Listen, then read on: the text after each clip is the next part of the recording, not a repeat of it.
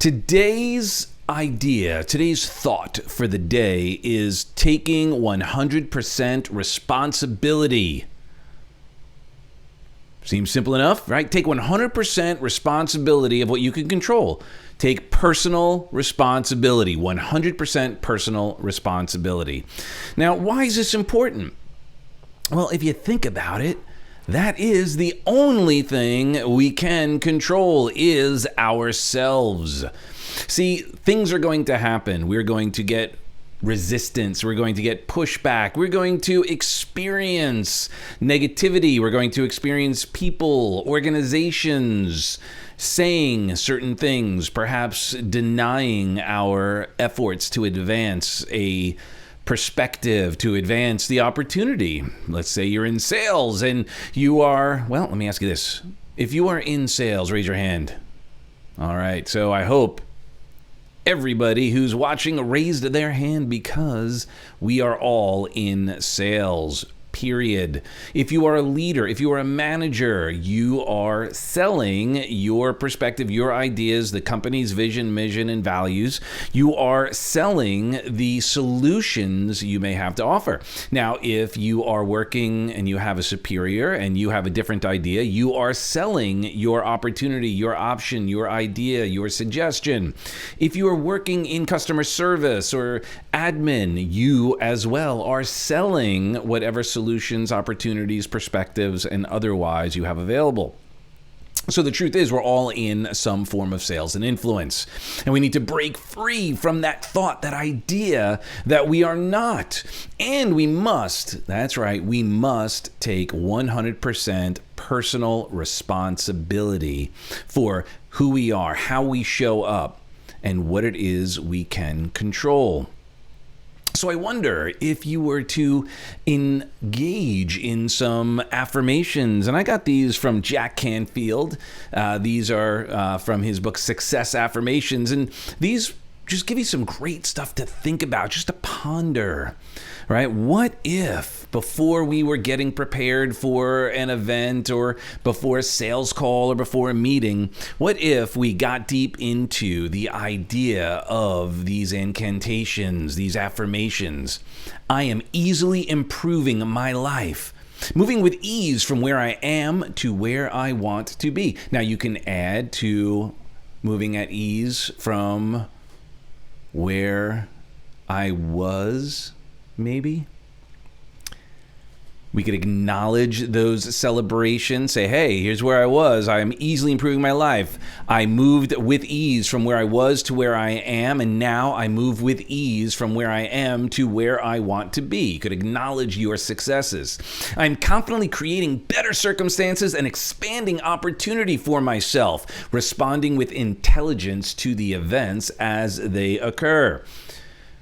See, we need to respond, not react. I think you could probably come up with multiple situations where reactions, knee-jerk reactions, overreactions have come into play, and maybe it was what we initiated, how we reacted, or we've noticed how others have reacted rather than respond. And when we take a step back and go, okay, let me just be intelligent about this. We need to respond with intelligence. And I might suggest divine intelligence. When you connect to that otherness, that higher power, everything gets even smoother. We move even more gracefully and elegantly. And then last, I am choosing to change my thoughts, my images, and behaviors to respond differently and produce better outcomes.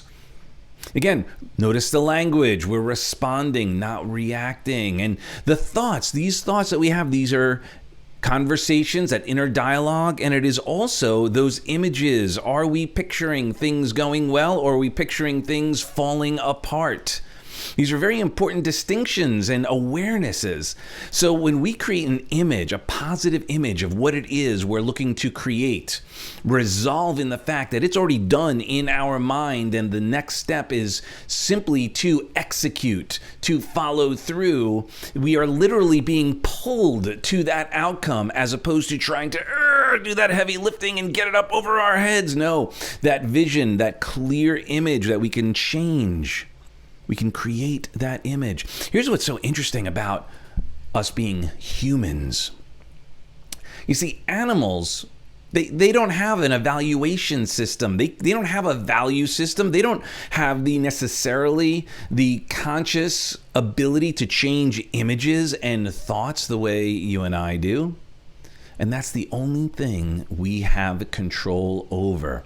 So despite what's happening in the outside world, despite what's happening in the economy, despite what's happening with organizations, with finances, with any of that, the only thing we have control of and we must take 100% responsibility for is ourselves and how we show up. How do we respond? What behaviors do we execute? What images do we hold in our head?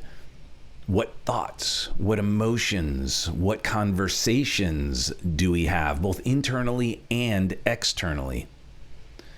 When we own 100% personal responsibility of ourselves and how we show up, that's where the term 80% of success is showing up. That's where it came from, by taking personal responsibility. But you know that the most important 20% is all of the stuff we do with showing up. So how are we showing up?